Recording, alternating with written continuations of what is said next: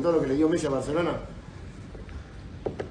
هي اسمها فضيحة. أخوه لميسي حكى الكلام يلي ما بيتجرأ أي مشجع برشلوني حول العالم إنه يحكي مثله لهذا الكلام. أخوه لميسي بشكل رسمي وصريح جدا عم بيقول إنه لولا ميسي ما كان في حدا ممكن رح يعرف برشلونة مثل ما عم بيصير حاليا. عم بيقول إنه بسبب ميسي صار في لبرشلونة صيت وجماهير حول العالم. عم بيقول إنه لولا ميسي ما كان رح يكون في منافسة بين برشلونة وريال مدريد أصلا. وعم بيقول كمان إنه بالتأكيد ريال مدريد هو النادي الأشهر حول العالم. هذا الكلام ما بعتقد انه في اي مشجع برشلوني بيتجرأ انه يحكيه، مع انه هذا الكلام واقع حقيقي جدا جدا هذا الكلام، لكن جماهير برشلونة حول العالم ما بتعترف بهذا الشيء. للأمانة هذا الاعتراف من اخوه ميسي اعتراف خارق. انا ماني مستوعب كيف المشجع البرشلوني بده يتقبل هذا الشيء حاليا. بس هلا شو بدنا بالحكي يا جماعة الخير؟ والله شكله الكلام يلي حكاه اخوه ميسي راح يخلي بعض الناس تصيح.